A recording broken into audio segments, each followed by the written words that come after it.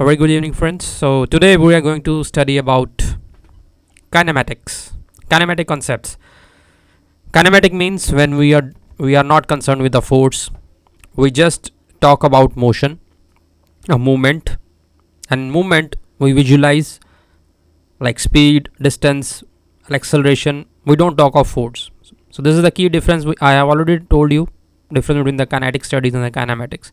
So today we will be focusing on kinematics, and I'll touch the portion motion and uniform accelerated motion. So the learning outcomes of this video lecture will be that you will understand what is motion in biomechanics, what are the types of motions we have in biomechanics or in sports biomechanics, you can say, what is uniform accelerated motion, what are the key kinematic concepts which are utilized for the analysis of the sports persons in biomechanics, and equation of motions and their application in sports. So everything will be in the context of sports. You just get it automatically. Whatever I application says, so that is here it is related to only sports. Okay. So these are the learning outcomes of this video lecture. So starting with the first concept, your motion. What is motion? Motion is movement. It is basically act of a movement, right? You are doing jogging, you are walking, you are running, you are jumping, you are simply taking a walk. So any sort of movement you are making in day-to-day life or in sports, right? So that is your motion. So what are the different forms or types? We have basically either the motion is linear or it is angular. So in this video lecture I'll be talking about a linear one. Okay, so in the later one we'll talk about angular, but here I am describing motion as such so that you should know what are the different forms. So the first one is linear. When a body moves, so all the body parts travel in a single direction in the same time, just like you are walking on a road from one side to the another. So this is straight, all your body parts again going straight, your arms, your head, your trunk, everything is moving with you, moving along with you. And it has two sub classifications. One is rectilinear, another is curvilinear. The only difference is rectilinear is totally straight, but the curvilinear is a little bit curved like this. But the key point here is that they will be in the single direction. Either it is straight or it is curved. They are moving in the same direction. So this is your linear, and we also technically call it as translatory motion. And these subtypes, when it is straight we call it as rectilinear motion, and when it is curved one we call it as curvilinear motion. So all these are linear motions. Linear is also known as translatory motion. Subtypes are rectilinear motion and curvilinear motion. If we talk of simple terms, then this is linear motion. Subtypes are straight movement or curved movement. So in biomechanics you should know these technical words, so that in many foreign authors or abroad authors, they utilize this terminology. So you should know that what is curvilinear motion, what is rectilinear motion. These are simply the linear motions subtypes, but you should know that. Okay. And second form is your angular motion. It is basically rotation around a centrally imaginary line, a line of axis you rotate. So multiple direction, because it is rotation. It is a rotation is happening. So this is known as angular motion. So this is it, and in the next slide you'll understand in a more way. So the above two are your linear motions. The first one is rectilinear, that it is straight. The movement is your movement is straight, right? And in the curvilinear one, because they are moving from there and there to there, right? This is straight one, and here she is taking a little bit of curve. So you can see the curve here. So this one is your straight movement, so we call it a rectilinear. This is little bit curved, we call it a curvilinear, but both are linear motion because direction is same. She is moving like this, she is also moving like this, but it has some curvature, some curve is there, so we call it as curvilinear. However, when she will rotate like this, and this will be her axis.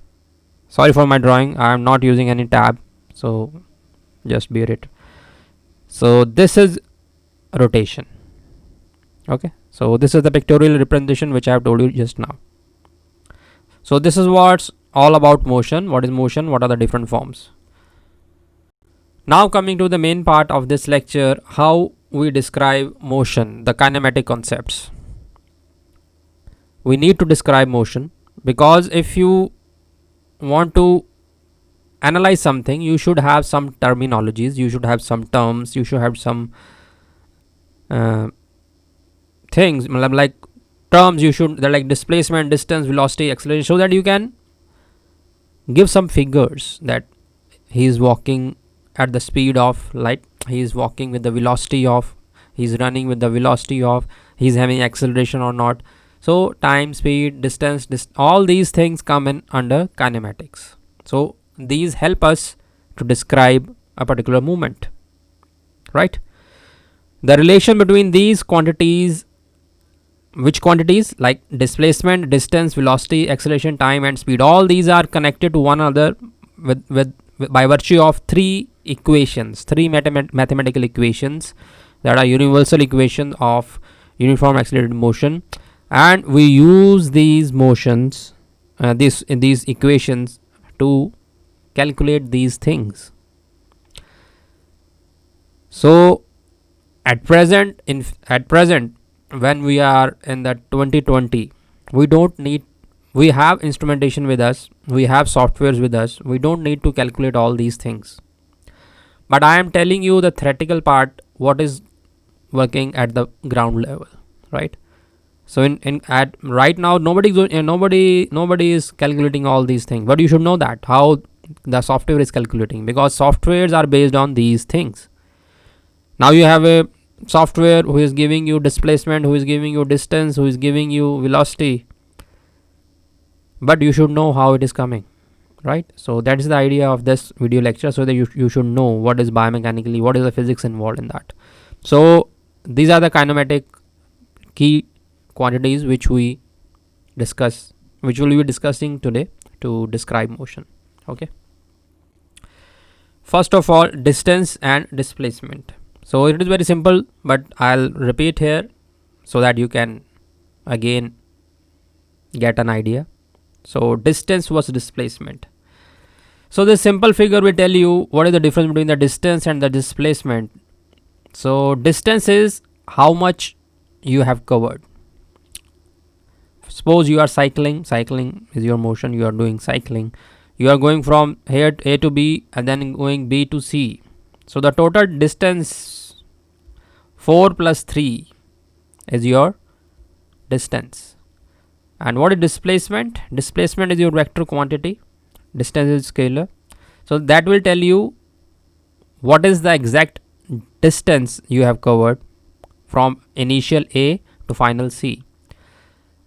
It is not interested in B point, that you have also visited B point, and then it will simply tell you initially you were at point A, now finally you are at point C. So what is the distance between these two? That is your 5 meter.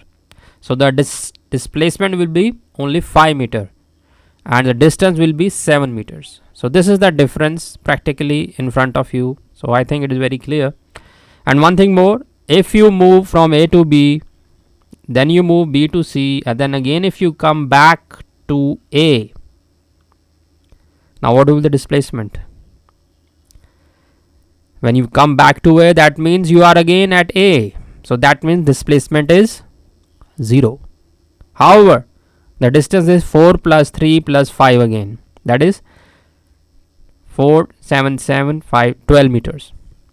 So this is the difference. Okay. I hope it is clear. So just the summary.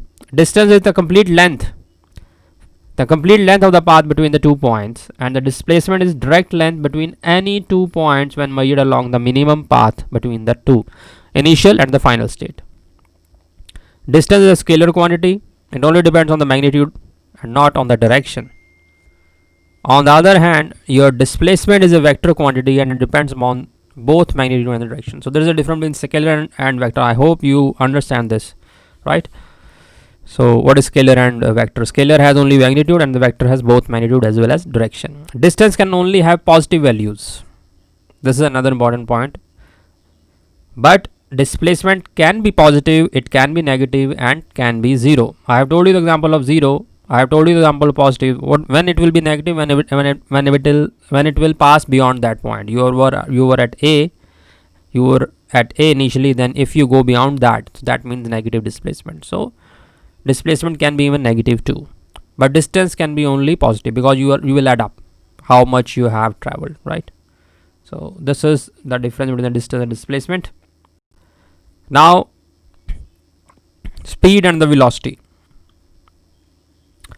So speed is simply how fast you are traveling. The car is traveling at a speed of 20 meter per second, suppose. So this is just how fast you are moving.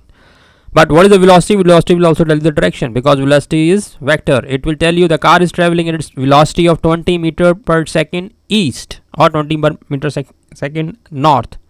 So when you get an idea of the direction also along with the magnitude, that is known as velocity.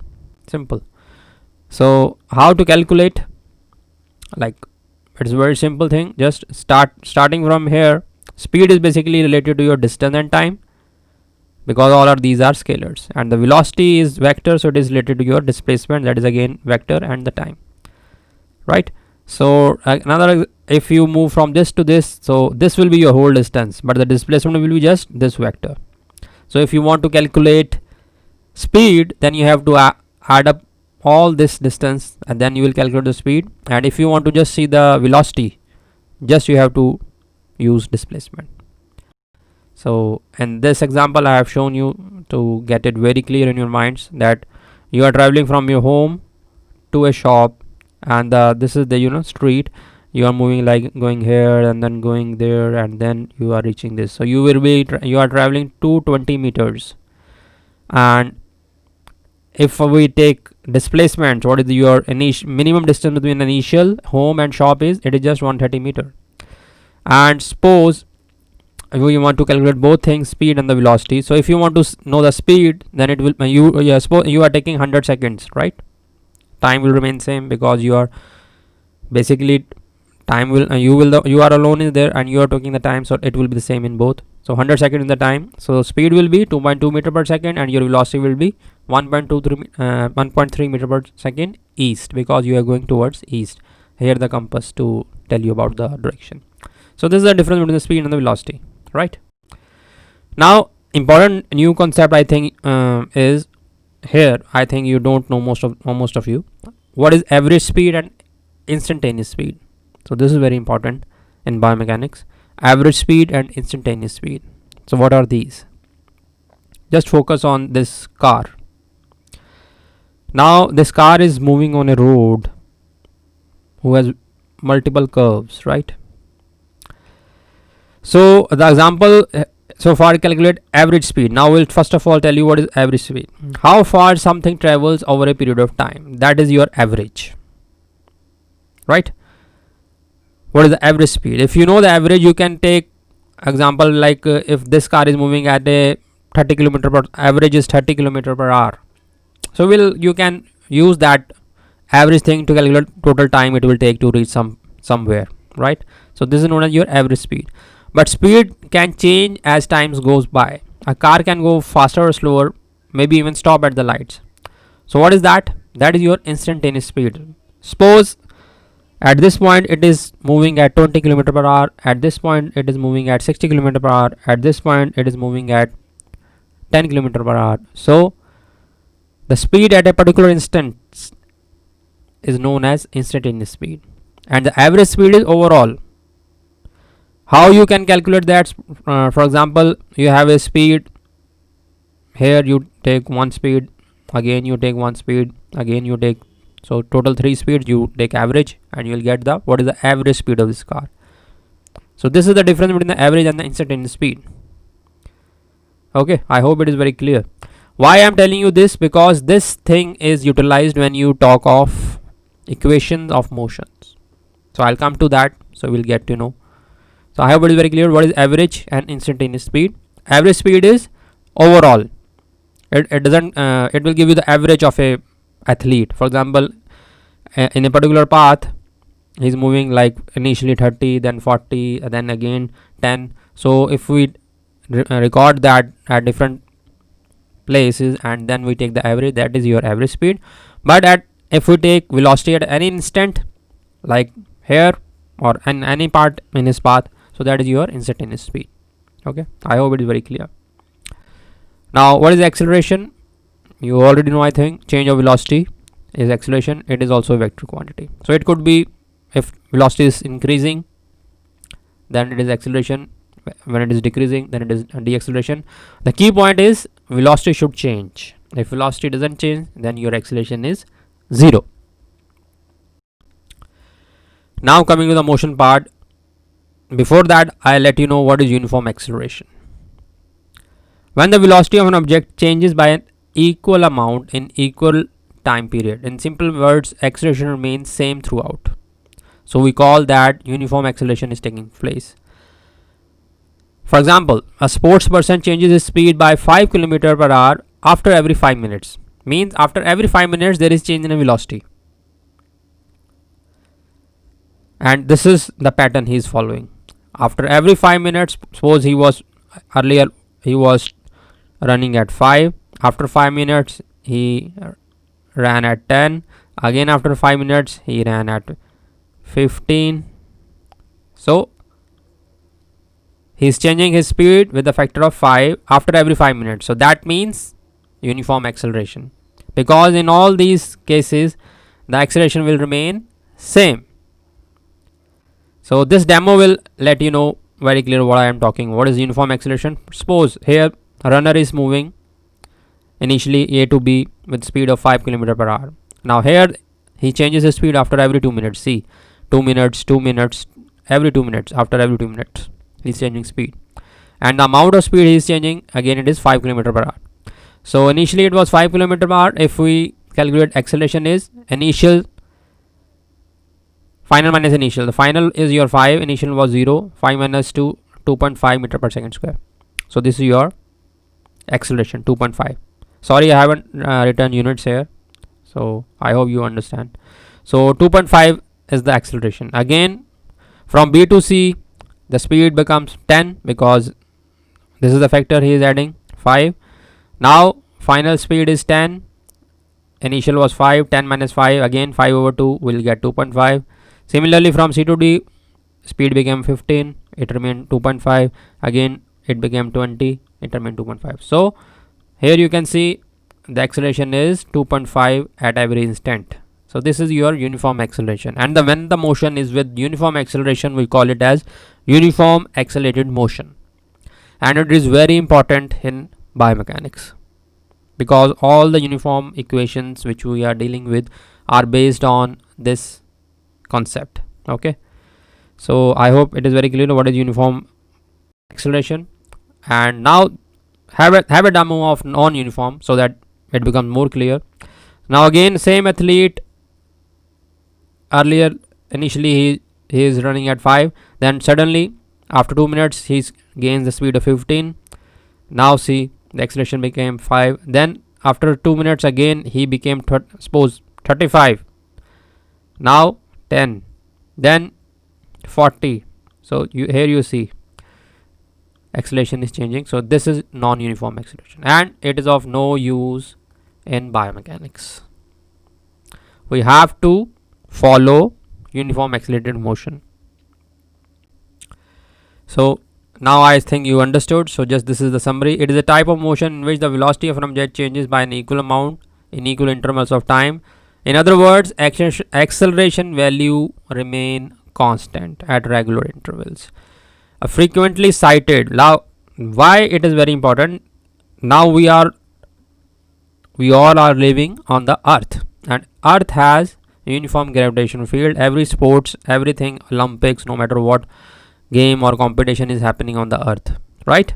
So on the earth we have uniform gravitational field. So what is uniform accelerated motion? Whenever you perform any activity in this field which is uniform, there is a uniform gravitation in that, so that body will automatically be following this uniform acceleration. Like one example is if you throw a ball from a building, right? So he will that ball will follow uniform accelerated motion, because at every interval it will have constant this acceleration, change in velocity.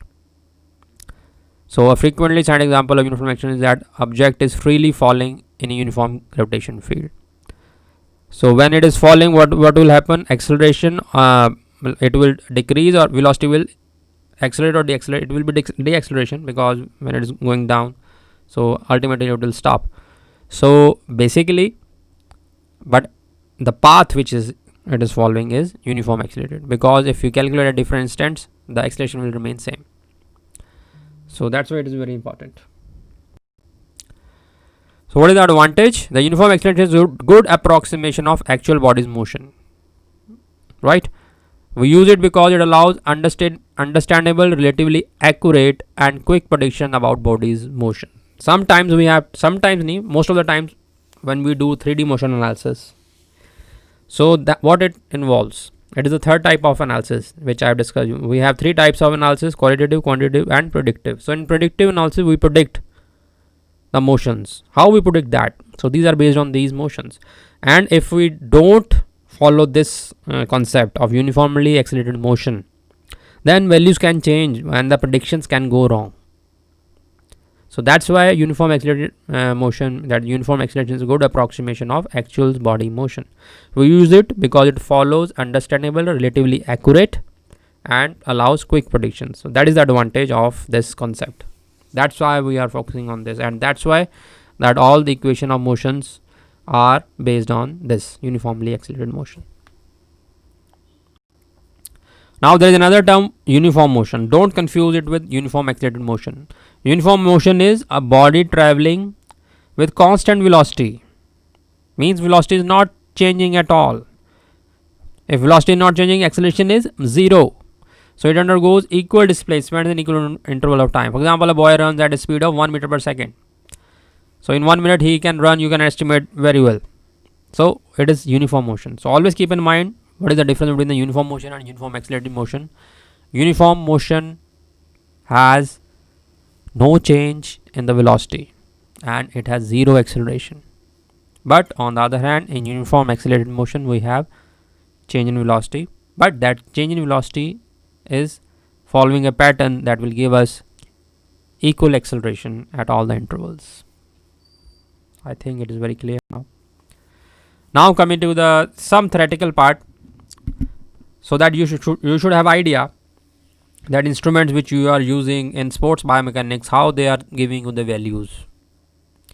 So these are the three equations of motions. So don't be afraid of them. They are very simple. You know one and automatically you can derive all these two. They are very simple. I let you know the idea. So why we have formed these three equations? Because there are multiple problems in the biomechanics. Sometimes we have we call it as SUVAT equations also. So SUVAT involves all these kinematic terms. S is your distance, or you can displacement, sorry. U is your initial velocity, V is your final velocity, A is your acceleration and T is your time. So SUVAT, we call them as a SUVAT equation also. And why 3? Because we have multiple situations practically. Sometimes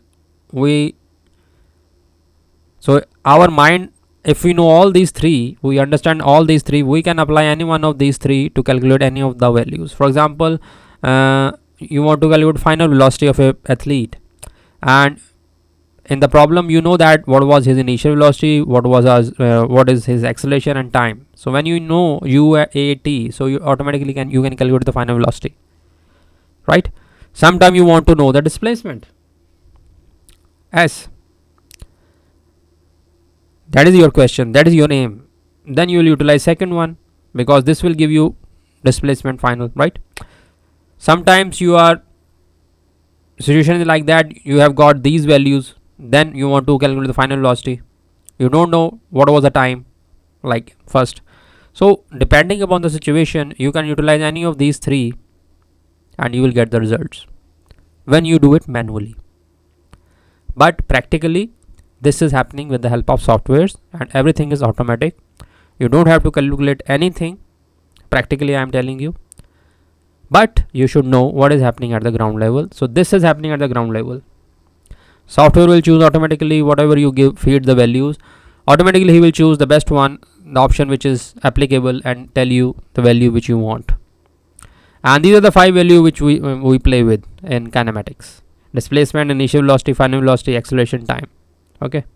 So one by one I give you just a brief idea. You just in a free time take a copy and follow this video, and I bet you will, most of you must be knowing this, but in biomechanics we tell the people the this theoretical part so that basics will be there. So I am telling you. So it is very simple thing. First equation we'll deriving, just I am giving the idea.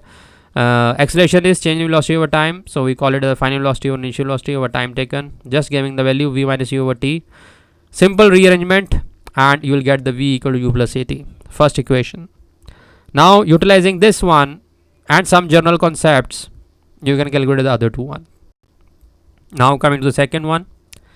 So here we are dealing with the distance or displacement. Distance is your average velocity over time, because you know the velocity is distance over time, so from that we get distance equal to average velocity. Now here the average came, right? That the concept I told you, that average is total average of a particular person. So this is average velocity.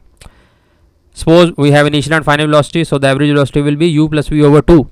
Simple, because we are taking at two instance, u and v. So this is your average velocity. Now if we put this value of average velocity here in this equation, the distance becomes u plus v over 2 into time. Now recall v equal to u plus at.